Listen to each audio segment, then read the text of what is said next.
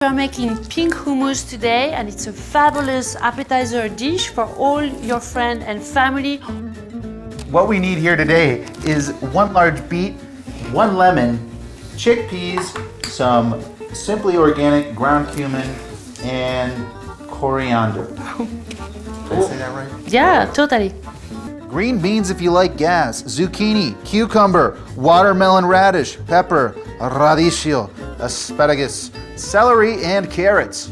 Okay, so what I'm gonna do is I'm gonna peel my beets, juice the lemon, and put everything in the Cuisinart, and boom, it is done. Then what I do is blanch my vegetable, present it absolutely beautifully for you guys, and remember, it's Valentine's Day. The perfect date hors d'oeuvre.